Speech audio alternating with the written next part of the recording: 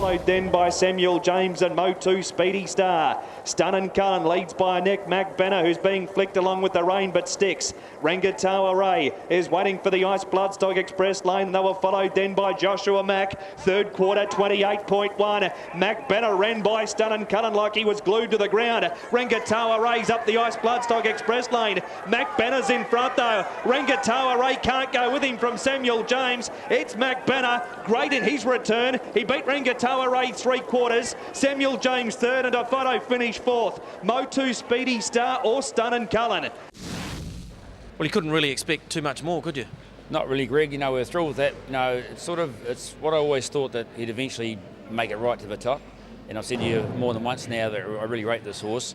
And tonight he really proved that. One of the reasons why he couldn't do it last year was he never relaxed outside the leader, which surprised me a lot because he's such a relaxed horse at home. But Johnny always said on race day, whenever he was in front or found the depth, he was beautiful and relaxed until the horse came alongside and he used to over-race. So tonight he was just relaxed. I know they were going a bit of time, but he relaxed all the way and had the stamina and the ability we always thought he had. Clearly he was first up tonight. Percentage-wise, what do you reckon was left under the bonnet going into tonight's proceedings? Yeah, his heart rate's always been very, very low, like good horses are. And to be fair, there's a bit of improvement left in him. So we're quite excited about that. And his conditions, after we gelded him, he stripped a lot of weight off because he had a sort of bad gelding. He didn't come through it very well. Lost a lot of weight, put a lot of weight back on again. So there's a little bit of fitness left to go and definitely a little bit of weight to come off. All right, a couple of weeks to the Morris Holmes Vase. That's where we'll see him next. Yeah, we will. We're pleased about winning tonight because the rankings haven't come out yet, so that's going to pull us down a bit. So that's really exciting, I think, for us. And of course, we can still try and qualify and winning one of the automatic ones. We forced our way in last year, probably was a year too early. I thought he was there, but he got caught through while the lap to go, and he wasn't good enough anyway. And probably being the colt, he wasn't thinking, as we talked about earlier on, about the right things to do. So yeah, look, I think we're on target this year. Got to be pleased with that first up. Very much so, Greg. Yeah, no, he's gone super. We've done a little bit early, and he's actually found the line as well. Settled in behind the right one, Stun and Cullen, or paired the right one, and just one better than him on the night, but he'll derive plenty out of that, your guy as well. He will indeed, yeah. No, he's been a wee way off the scene with time, and Pete's been very pleased with him, and he's only had the one run at the workout, so he's going to improve immensely off that run.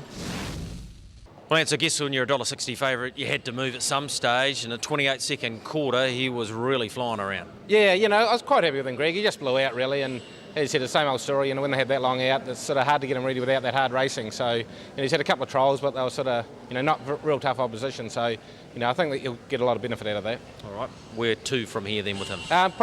Press on to the Morris Holmes Vase in 2 weeks, and, he'll just keep getting better and better. And, I'm sure he probably won't see his best till about cup time, when they had so long out, it's, they get fat inside, and it's just, they need that hard racing to sort of come right. That is Cup Watch. A couple of houseworking items to get out of the way. The market will open on Monday the 3rd of September for the New Zealand Cup, and also tickets for Cup Day and Show Day are now available at addington.co.nz. Greg, plenty to talk about in that race. McBenna has been a horse that's been plagued with bad luck, but Robert Dunn will be very, very happy looking at that. Yeah, exactly, Jess. Breaking 3:15 first up, sitting park, doing plenty of work. He was terrific. He'll go forward, as we mentioned there, to the Morris Holmes Vase and be very competitive. He's a couple of stone lighter, if you like, and he seems to have got his mind back on the job. I thought he was outstanding. Rangatawa Ray, very good. Stunning Cullen, well, he was basically a 56.5 second run from the 1200 to the 400 or thereabouts, and that took toll on a horse that hadn't been seen in the best part of a year and a half. He battled on okay, but I'm thinking that another couple of runs, as Anthony said, we might start to get to see the best of him. Now, I'm going to do my best here, Jess, in terms of Andrew Bensley and give you as much of an update as I can on the Cup. Of course, nominations close 3 o'clock on Friday, so they're coming in very nicely. Let's start with the biggest news to come out of the nominations so far. Monkey King, the 2009 and 10 New Zealand Cup winner, is being brought out of retirement. Well, so he possibly is being brought out of retirement. He's been nominated for the race. Isn't that staggering news? That is absolutely phenomenal, Greg. I'm a huge fan of Monkey, but we've said our goodbyes to him. How does Benny come to that decision? Is he still in work, or is he just so well in himself?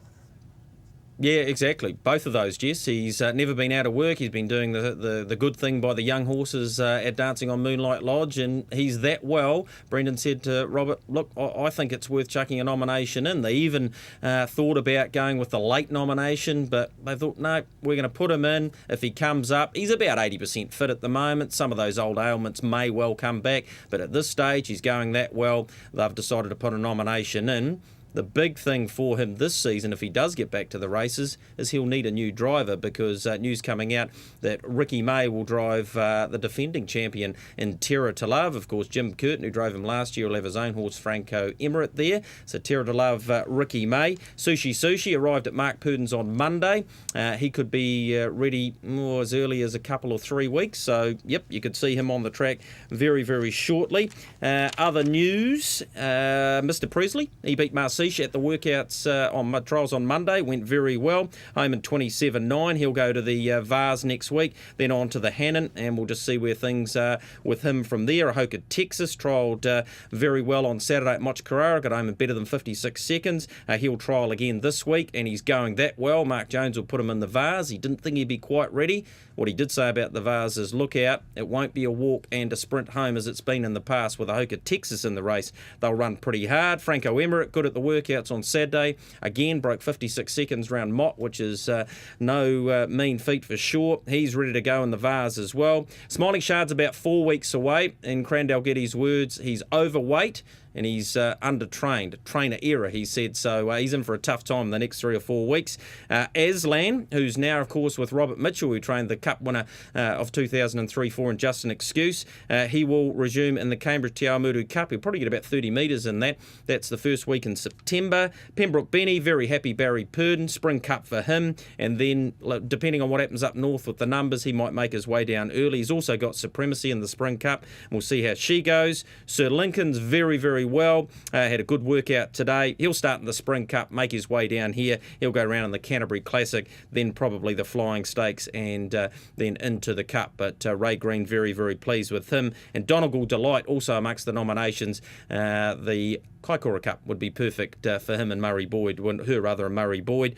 The only other one I've got for you, Jess, at this stage is Dean Braun, Mustang Mac. Yeah, he's looking at coming as well. Of course, he finished third behind Caribbean Blaster, who's reportedly coming with Andy Gath as well. So if we were thinking, Jess, there wasn't going to be a lot of depth in the Christchurch Casino New Zealand Cup of 2012, think again. We've got some outstanding horses. I haven't even gone through the Purdon runners, who are probably a couple of weeks away from getting back to public appearances. We'll touch on them and Anthony Butt's others as well next week. And, of course, you've got a workout winner in Pure Power from last week as well. So there's a lot of news harness-wise, particularly around the New Zealand Cup, and we're going to bring it to you each and every Wednesday evening. Nice Bensley impersonation, Greg. Thank you very much for that information. And yeah, Pure Power, be interesting to see him go up side by side with Franco Emirate, being such large horses. And before we leave the Cup for now, the new ranking system, HRNZ doing a great job with that. Yeah, absolutely, Jess. They're doing a good job. We're going to get to see that each and every Wednesday, and the path to the Cup, if you like, and HRNZ sending out media bites every Monday as well. So there's a stack of information coming out, and we'll do our best to get it to you.